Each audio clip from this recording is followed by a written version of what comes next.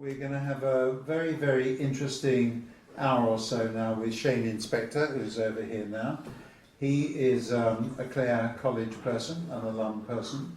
He hails from Philadelphia. He's an expert on catastrophe litigation. And so whenever there's a catastrophe, you just think Shanin, okay? And he's going to talk about, actually he's not going to be talking about that, though I've no doubt that when we get to some question time, if you would like to ask about that, I'm sure he'd be only too pleased to discuss it. But he's going to be talking about the judicial process and the appointment of judges to the Supreme Court and the politics associated with that process. He's from Philadelphia, but he's done a lot of law teaching at the University of Pennsylvania, Hastings College, at Berkley, and also at Stanford. And I think that we're going to be in for a real treat. There will be time for some questions afterwards, and well, let's hear what you have to say, Shanin.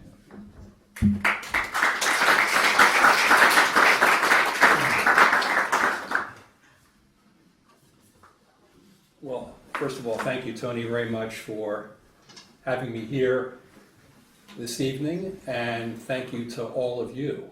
This is a wonderfully special place for me. For those of you who are graduates, you know exactly what I'm talking about. And for those of you who have not yet graduated, if you don't know it by now, you will come to learn it. There's nothing in my life that has ever come near my year at Clare College, although those many years ago. I learned how to drink sherry and port in the MCR right upstairs here, to the great disservice of my waistline. But it's just such a special place. And I'm very much indebted to Tony and to Neil for your many kindnesses to me over the years and for the opportunity to make a contribution to this great college. I'm not talking just a financial contribution, but a contribution that's academic. I've come to teach at Neil's classes many times over the years, and I so treasure my relationships with Clare College students, and whatever opportunity I have to be able to make a contribution to you, I would like to undertake that, whether it's some advice on obtaining a job in the US, or achieving professional satisfaction, or how to approach the practice of law, or how to approach a mixed career of teaching and practice, which is where my life is now. I'm delighted to be able to give that information to you if you'd like, either later this evening or beyond tonight. So Tony asked me to speak on the Supreme Court confirmation process. I wonder if I could ask for a show of hands as to how many of you feel that you followed reasonably closely the Supreme Court confirmation process of now Justice Kavanaugh. Okay, that's probably a little more than half. How many of you, even if you did not follow it, found the process to have been extraordinarily painful? Yeah, that's quite more than half. Quite more than half. So I confess that when I was asked to give this talk tonight, I found the request to be painful, and I found saying yes to be painful. And I will also confess to you that even talking about it to you now, thinking about talking to you about it now, I find it to be painful. But my pain in this area goes back 27 years to a nearly identical confirmation process. And that was the process of the confirmation of now Justice Clarence Thomas. How many of you know something about that? Okay, a minority of you know something about that. Well, remarkably, it was almost absolutely identical to what just happened with the Kavanaugh hearings. The hearings in the main had closed regarding a sitting judge on the DC circuit, a staffer on the Democratic side, not that the party matters because it doesn't, leaked the identity of a female complainant regarding the personal sexual conduct of the nominee. A maelstrom ensued as to what to do. An additional hearing was held, which was watched with captivation by a national television audience. The complainant was highly credible and composed. The nominee was indignant and strident in his response. The panel of senators was largely embarrassed.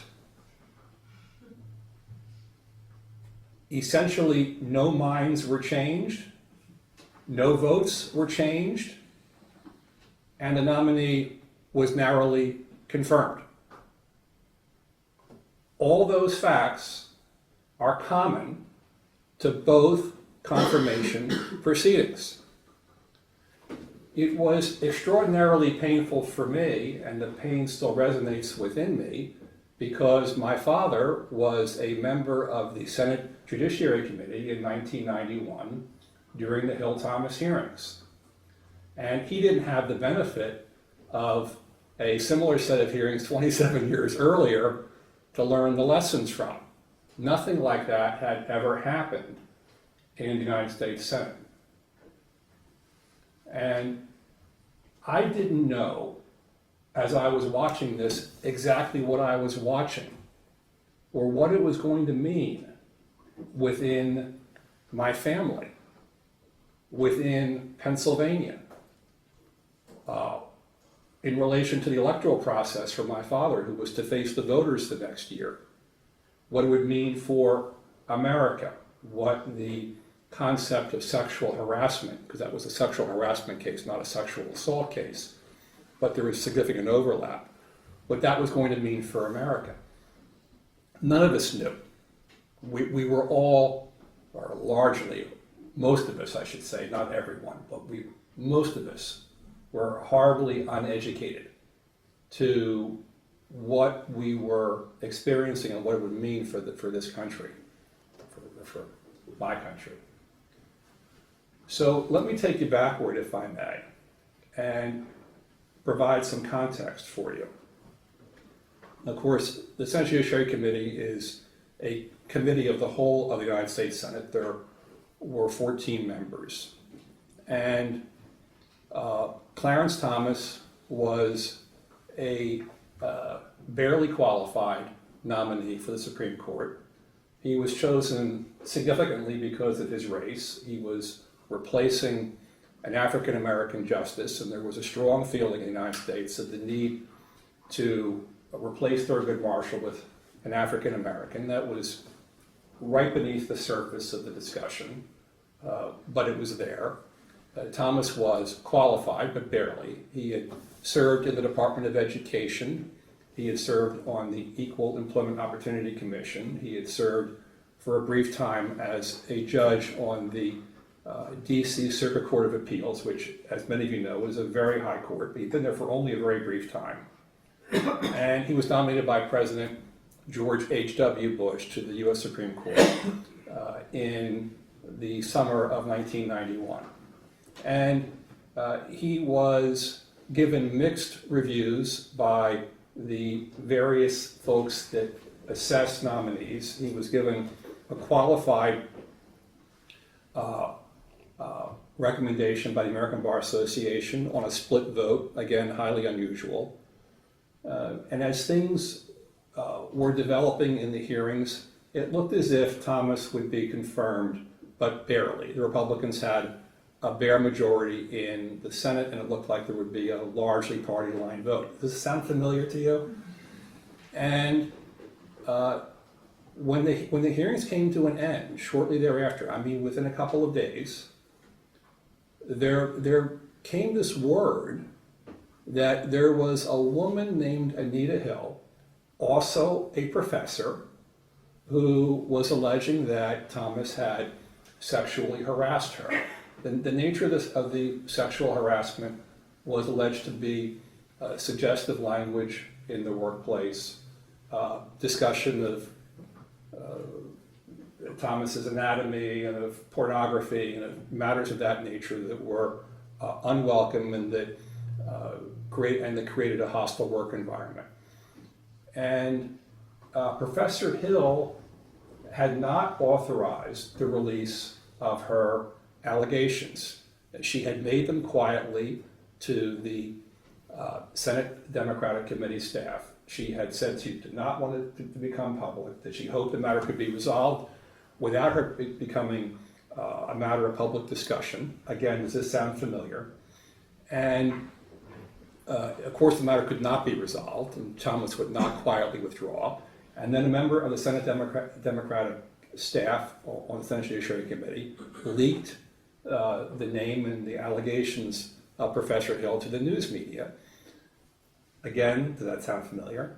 And with her name made public, it was inevitable that she would feel the need to essentially clear her name, because now her name was being associated with these allegations, but she was silent. She determined not to remain silent, and she came to Washington and she appeared at a hearing that occurred on the second Saturday in October of 1991. I've never spoken to a group about these hearings. As I said to you before, it is very painful for me. My father was the most moderate, as in non-conservative, member of the Republican side of the Senate Judiciary Committee. He was the only person who could be thought of among the Republicans as a true swing vote. 4 years earlier, he had voted against the nomination of Judge Robert Bork for the U.S. Supreme Court, one of the few Republicans to do so, and his vote against Judge Bork and his questioning of Judge Bork had sunk the nomination of Judge Bork. So he was viewed as having an unusual degree of credibility among the Republicans. So it was he who was asked by the senior Republicans on the committee to be the person to question Professor Hill. That was a request that he felt not only bound to say yes to, but that he was happy to say yes to. He had been a prosecutor, he was a trained investigator, he was a trained questioner, he was a trained trial attorney, he had been in the Senate for 11 years, he had questioned many witnesses, and he certainly felt himself to be well equipped to question Professor Hill. And that's what he did. And I watched the hearings on television, and my impression was, here is a skilled attorney asking questions in a non-judgmental way and getting answers from a very skilled witness. And that's not meant in any way to be derogatory of Professor Hill. When I say skilled, I mean intelligent, well-educated, Yale Law School, a professor of law, someone who knew how to answer a question, someone who was reasonably comfortable under these extremely stressful circumstances, as was Professor Blasey Ford 27 years later. And what I failed to appreciate, and what my father failed to appreciate when he was questioning Professor Hill, is that his questions were seen by a large percentage of Americans, mostly women, but not all women, some men as well, as being unfair, and that to question a victim or alleged victim of sexual harassment was itself improper. And many Americans, again, mostly women, but not all, felt that when he was questioning her, that they were being questioned because they had been victimized by incidents of sexual harassment. And I think that my father, in retrospect, felt that he was tone deaf to that circumstance. and that his questionings, especially magnified on television, would not be seen for what he felt they were, which was an effort to get at the truth of what had occurred. There were questions by other members of the Senate. Then Judge, now Justice Thomas, testified after Professor Hill. He was very angry. Again, does that sound familiar? And the hearings closed with controversy about why it was that other witnesses were not called. Again, that sounds familiar. And the hearings concluded. When the hearings concluded, there was public opinion polling nationally at the performance of the senators. And 60% of the American public approved of my father's questioning of Professor Hill, and about 20% disapproved of it. And I thought that seemed to be about right.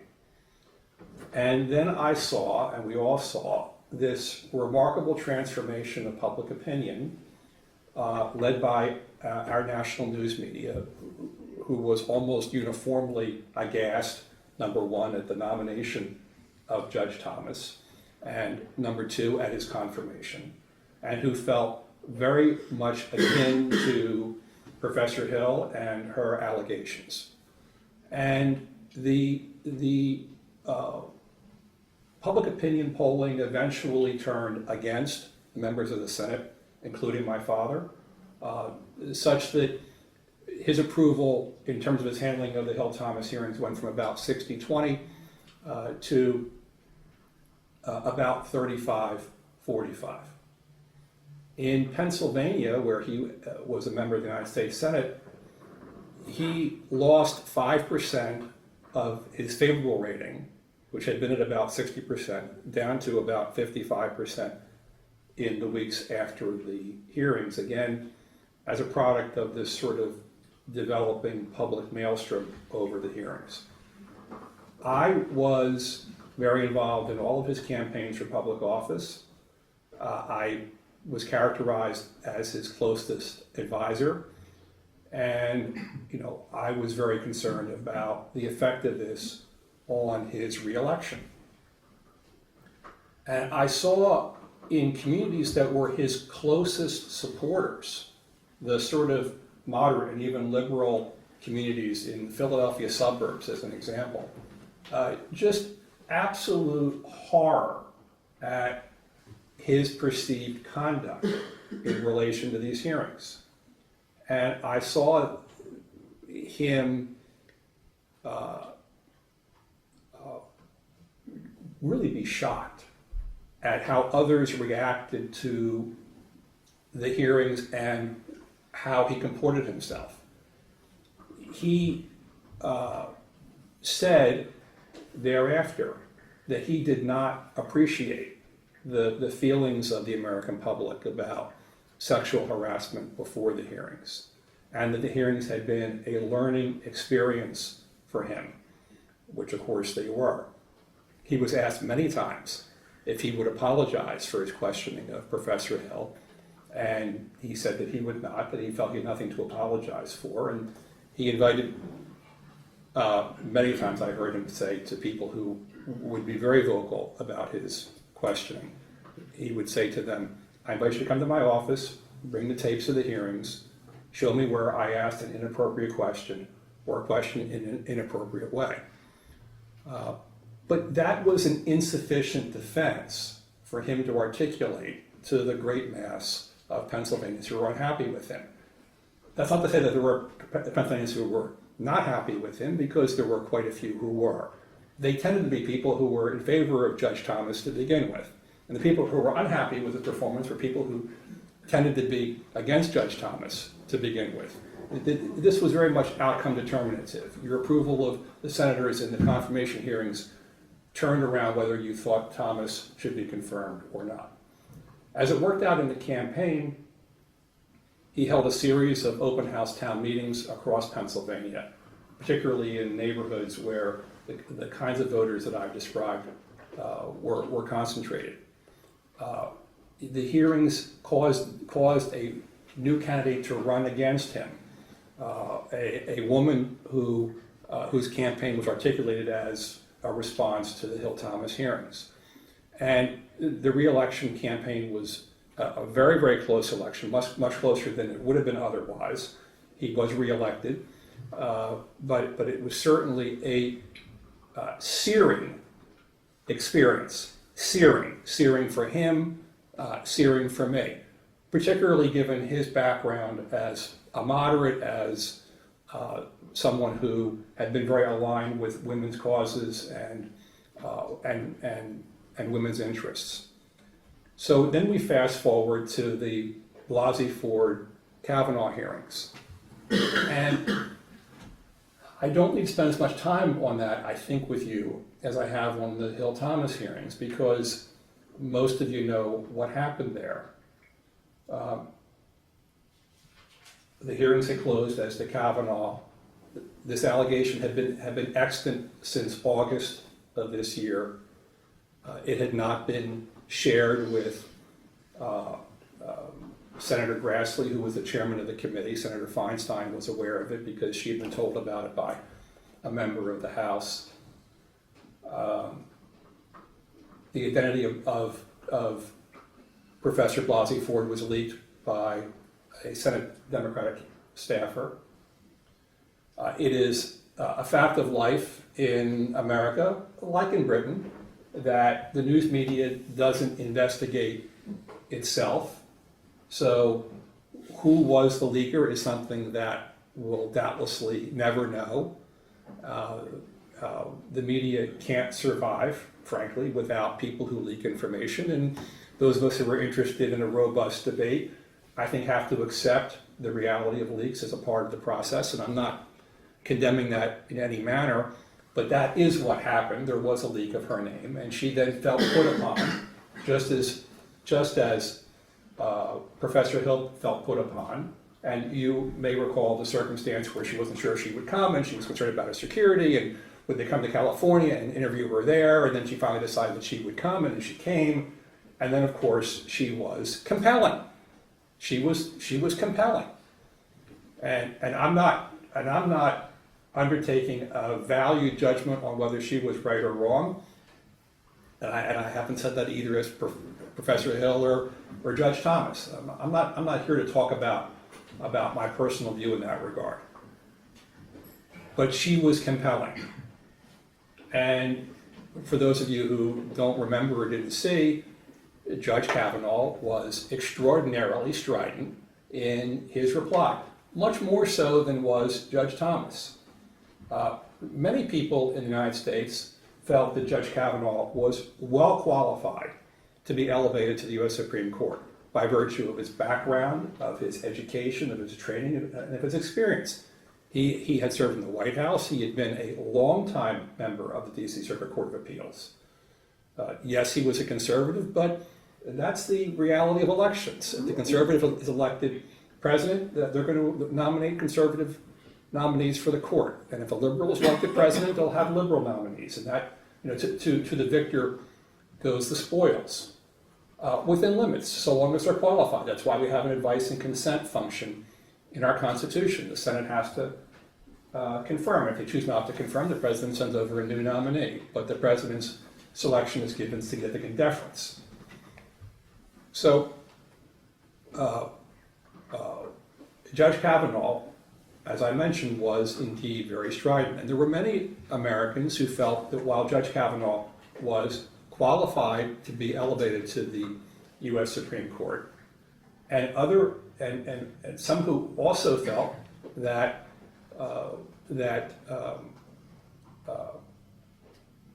they could not make a determination of disqualification based solely upon Professor Blasey Ford's testimony.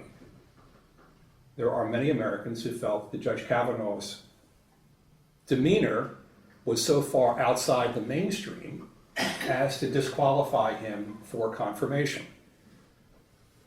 I confess that I've never seen anyone act that way in a congressional hearing. I've never seen anyone act that way on television, at least not in what purports to be nonfiction. But what happened? What happened? Judge Kavanaugh was confirmed. The reality is that virtually no minds were changed. No minds were changed in the United States Senate, and virtually no minds were changed in the public. And I would, for those of you who care about this issue, and doesn't turn out many of you do, I would respectfully ask you to look into your own mind and your own heart when you're considering this issue and ask yourself whether you had any different view about Judge Kavanaugh's qualification for the U.S. Supreme Court after the hearings as before the hearings. And what I really mean by that is, if you were going to vote no on Judge Kavanaugh before the Blasey Ford Kavanaugh hearings, was your mind changed to yes? And if you would have voted yes, was your mind changed to no? I mean, I think there are many people who were very unhappy with his performance, but they almost exclusively tend to be people who were already against his nomination. And he ended up being confirmed, and of course, as you know, in nearly the closest of votes. So where is America on this? What's the lesson to be learned from this?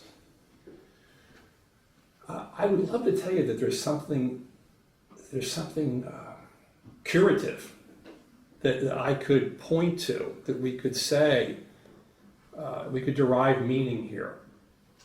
I think the truth of the matter is that when we deal with an issue of sexual assault or sexual harassment, these are the most sensitive of issues that exist in our society.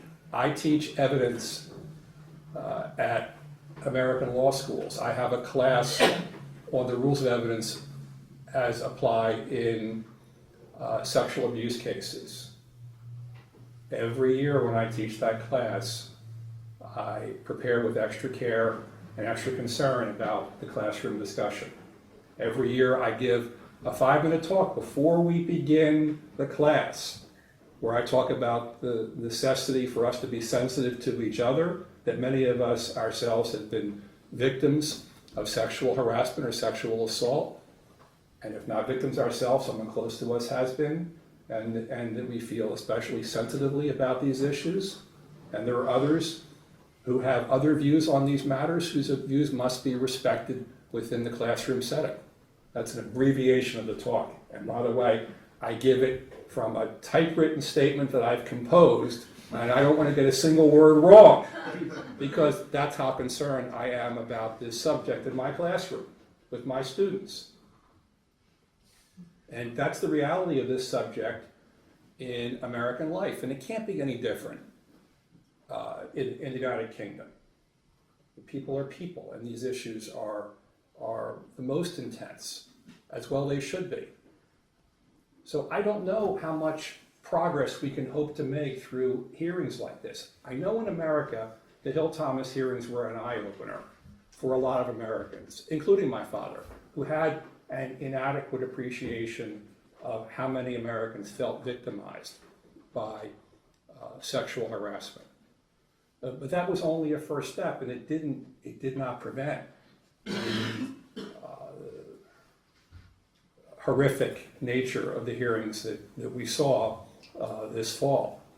I think a second matter that I would comment on, in terms of trying to find some place for improvement, is a greater degree of responsibility from the Senate. And I would particularly point to Senator Feinstein, who has otherwise been a distinguished member of the United States Senate for a very long time. But she got this letter from Professor Blasey Ford, which had been sent originally to Professor Blasey Ford's member of Congress, and it was shared with permission with Senator Feinstein. Senator Feinstein had an obligation to take that letter, and if she felt the need to redact the name of the sender, she could do that, to the chairman of the Senate Judiciary Committee, Senator Grassley, and say to him, as she was the ranking member, she was the most senior Democrat on the committee, she had an obligation to take that letter to him, either redacted or unredacted, and if unredacted, with permission of Professor Blasey Ford, and to say to him, Senator Grassley, we have a problem. We have a complaint against Judge Kavanaugh. It has specificity. It's very serious in nature. And let's talk together about what we're going to do about this. And then it would have been up to Senator Grassley to reach out for Professor Blasey Ford and in a bipartisan way to ask her to come in and give testimony, and to do so in a way that would be comfortable for her, but hopefully would be public because of the extreme public interest in the issue. And it does not cover her with glory that she did not do that. She should have done that. No members of the Senate were covered with glory in 2018 in these hearings. No members of the Senate were covered with glory in 1991. My father's experience as a questioner of Professor Hill directly led to the Senate's abdication of their role as questioner of Professor Blasey Ford. You saw they brought in a prosecutor from Tucson, Arizona, to engage in questioning of Professor Blasey Ford.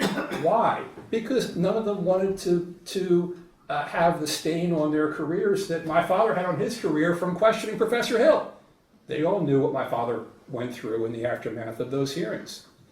And none of them wanted that for themselves. So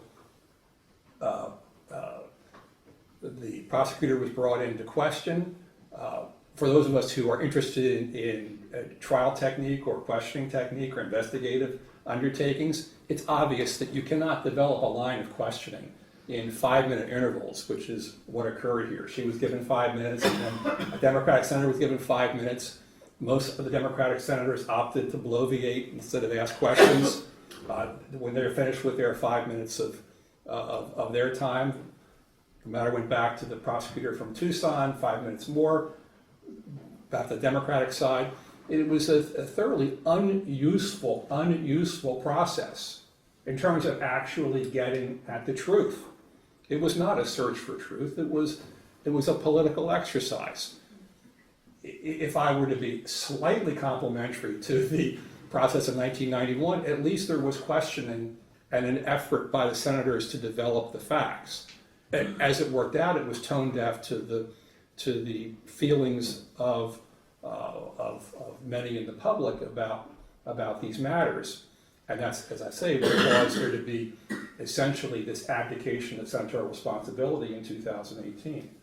So I think if we were to take another lesson from this, and that is there needs to be a prompt investigation in a bipartisan way, which there was not. That could have been avoided. Number two, there should be real questioning developed by the senators with real time. And if the senators are not going to ask the questions, and by the way, they don't have to, then bring in lawyers on both sides to ask the questions, but give them an hour apiece, an hour here, and then an hour there, and then come back for an hour more, and take as much time as you need within reason to get everything out on the table. If you're going to have a hearing, you need to have, a hearing. And there was not a hearing. So that would be a second takeaway. It's not that I'm optimistic about that occurring, because what occurred was so bad, and it could have been so much better given the lessons of 1991, but that would be a second potential takeaway. And the third takeaway, if I may, is I think we have to undertake a stark recognition as adults that the Senate is not a place that is amenable to a frank discussion of topics that are as serious as an accusation of sexual harassment or sexual assault. The senators, regrettably, are motivated by political considerations, by party affiliation, by re-election, and that doubtlessly colors, if not overwhelms, their judgment on these issues. It's such a regrettable thing for me to say, particularly as an American speaking to a British audience, but that's the reality of things. And I wish it weren't so, but the reality is that the exercise was an exercise in power. The Republicans controlled the Senate, and this is not meant as a statement of party, because if the Democrats had controlled the Senate, I think there were the opposite would have occurred. Their nominee would have been confirmed. The fact that so few minds were changed in either confirmation proceeding, either in the public or among the Senate, I think tells us that these matters are largely outcome driven in the minds of many of us. And I hope that we can try to separate our feelings about these kinds of accusations, and they are very serious, from the feelings that we have about who should sit on the Supreme Court. It's very difficult, I think, for many of us, I include myself in that category, to do that.